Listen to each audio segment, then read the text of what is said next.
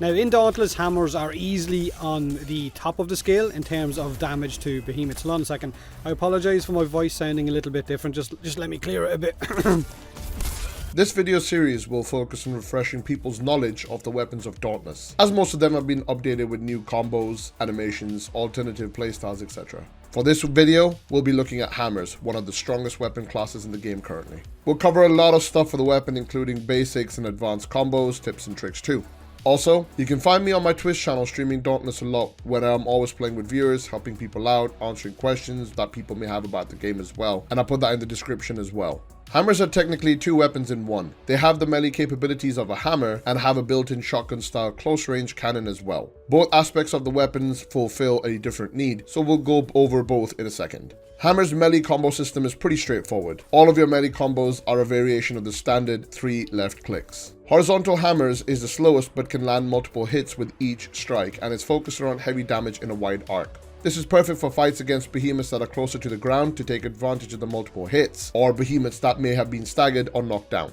Lunging strikes is focused on precise vertical hits and has a very narrow profile. There are behemoths such as the Shrike that stand much taller than Slayers, and thus the horizontal combo is not effective. This combo allows us to focus on landing hits on a behemoth's face, which in turn allows us to stagger the behemoth and even break its face. The third combo, repeating uppercuts, is also great for verticality, as it has an overhead swing and 2 uppercuts that can reach a behemoth's head pretty easily too. This combo also features a narrow profile, but the main difference between this and lunging strikes is the speed. This combo is the fastest of the 3 and also does the lowest damage out of the 3, but it's quite effective at the job that it focuses on.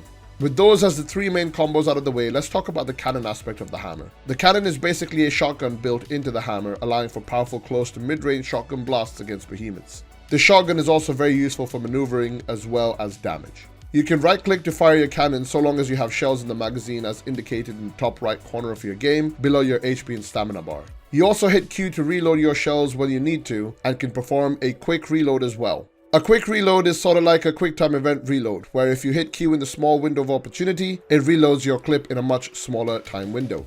A single right click while sprinting allows you to perform a hammer jump, where it costs ammo and stamina to launch yourself into the air. This gives you a lot of height. Double jump is the same concept as a hammer jump, but this consumes 2 shells instead of 1, stamina, and lets you go higher and further. Evasive blast is very useful for evading attacks from behemoths or even just to quickly reposition yourself if need be. By input of a directional key and 2 right clicks, you can perform an evasive blast that allows you to dodge in the direction of your directional input. This consumes stamina and 2 shells, but the main difference is this is performed without sprinting. So now that we have the basic combos out of the way, let's talk about some of the more advanced mechanics and combos that you can utilize as a hammer user. Prime strikes allow you to consume a single shell to empower your next hammer strike.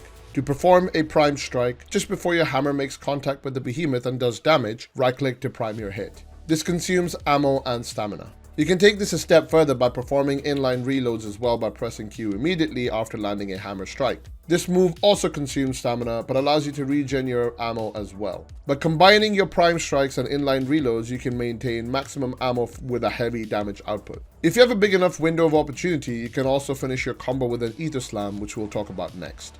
Hammers have a move that was recently added in a patch called Aether Slam. This is a right-click combo finisher move which you do at the end of any of the previously mentioned hammer combos, and what this does is a heavy-hitting overhead slam and consumes all of your shells, creating a shockwave from the point of impact towards the behemoth, damaging as the wave travels outward.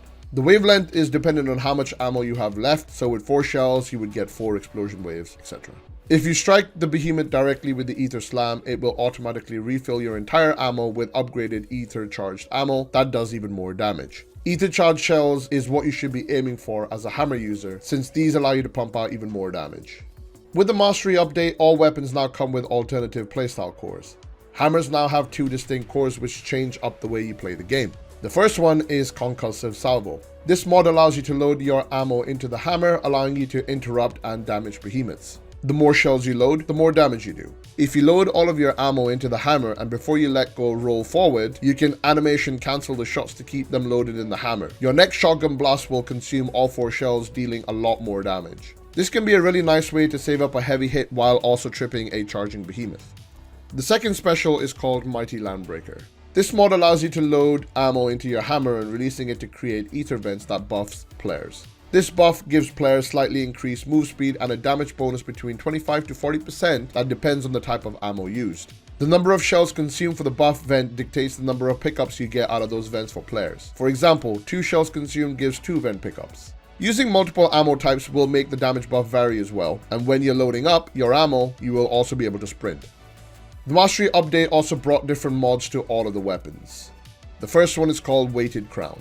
This mod makes it so that stagger damage is no longer halved when attacking a part that is other than the head. In layman's terms, the stagger hit zone bonus changes to 100% regardless of which limbs it strikes. This also affects a Rezakiri tail, for example. Impulse Crown gives you a 10% damage bonus for 10 seconds when you hit a behemoth with aerial strike. This bonus is doubled if you land a hit on the head. This is particularly nice for when you're trying to stagger the shit out of a behemoth to create damage windows for your team.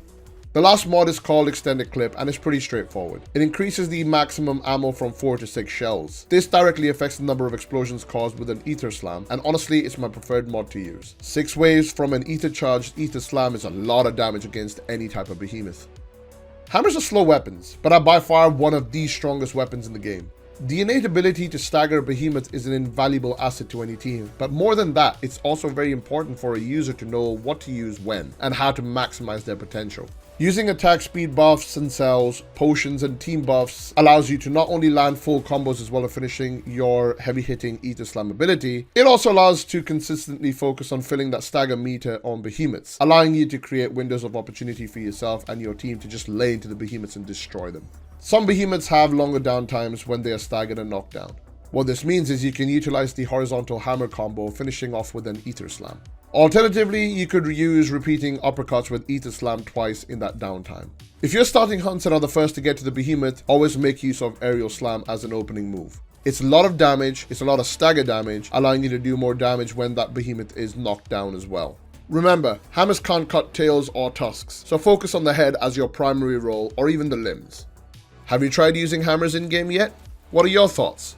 Leave a message in the comments below and let me know, and I'll see you guys in the next one.